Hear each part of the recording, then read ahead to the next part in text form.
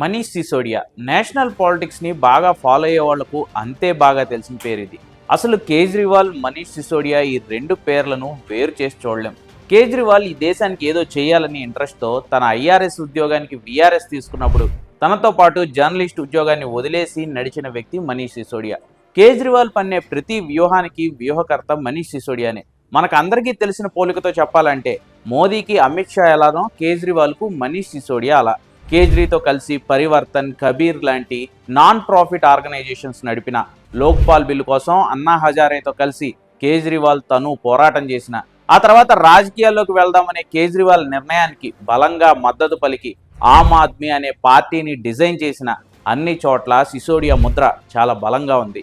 కేజ్రీవాల్ బాగా దగ్గరగా ఫాలో అయ్యే వాళ్ళు చెప్పేది ఏంటంటే కేజ్రీవాల్ బ్రెయిన్ అంతా థీసిస్తో నిండిపోయి ఉంటుంది. అతను సిద్ధాంతకర్త, అయితే దాన్ని గ్రౌండ్ లెవెల్లో అంతే ఖచ్చితంగా అమలు చేసే వ్యక్తి సిసోడియా అంటారు. సిసోడియా వ్యూహాలు, ఆయన జర్నలిజం అనుభవమే ఆమ్ ఆద్మీ అనే అనామక పార్టీని వరుసగా 3 సార్లు ఢిల్లీ పీఠంపై కూర్చునేలా చేసింది.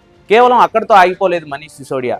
ఆమ్ ఆద్మీ గెలిస్తే ఏం చేయాలో, ఎలా ఈ సొసైటీలో మార్పులు తేవాలో కూడా పక్కాగా ప్లాన్ చేసేవారు. ప్రధానంగా ఎడ్యుకేషన్ సిస్టంలో లాస్ట్ 10-15 ఏళ్లలో వచ్చిన విప్లవాత్మక మార్పులకు మనీష్ సిసోడియా తీసుకొచ్చిన రిఫార్మ్సే కారణం. మోడల్ టెక్నో స్కూళ్లకు పోటీ ఇచ్చేలా ప్రభుత్వ బడులు, డిజిటల్ క్లాస్ రూమ్లు, ఈ లెర్నింగ్ క్లాసెస్, స్టూడెంట్స్కి ట్యాబ్స్, ఈరోజు అన్ని రాష్ట్రాల ప్రభుత్వాలు అమలు చేస్తున్న ఆ మార్పులకు కారణం సిసోడియా విద్యాశాఖ మంత్రిగా ఢిల్లీలో తీసుకొచ్చిన సంస్కరణలే.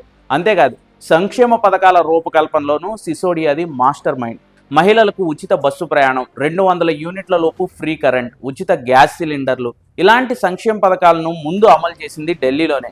ఆమ్ ఆద్మీ పార్టీని బలోపేతం చేసి పంజాబ్ లాంటి రాష్ట్రంలోనూ అధికారంలోకి వచ్చేలా చేసిన సంస్కరణలవి. అలాంటి వ్యూహకర్త ఢిల్లీ లిక్కర్ స్కామ్లో ఇరుక్కుపోవడం ఆమ్ ఆద్మీ పతనానికి నాందిగా మారింది. ఈడీ, సిబిఐ ప్రాథమిక విచారణల తర్వాత 2023 మార్చిలో మనీష్ సిసోడియాను అరెస్ట్ చేసి జ్యుడిషియల్ కస్టడీకి తరలించారు. దీంతో కేజ్రీవాల్కి భారీ దెబ్బ పడింది. ఈ కేసు ఇంకా కోర్టులో విచారణలో ఉంది. ఇదే కేసులో సీఎంగా ఉండగానే కేజ్రీవాల్ కూడా అరెస్ట్ అయ్యారు. 2024 ఆగస్టు వరకు, అంటే ఏడాదిన్నర పాటు జైల్లోనే గడిపారు మనీష్ సిసోడియా. ఈలోగా ఆమ్ ఆద్మీ పార్టీ వ్యూహకర్త సేవలను కోల్పోయి కకావికలమైపోయింది. కేజ్రీవాల్ కూడా సీఎంగా రిజైన్ చేసి ఆతిషీకి ముఖ్యమంత్రి బాధ్యతలను అప్పగించారు.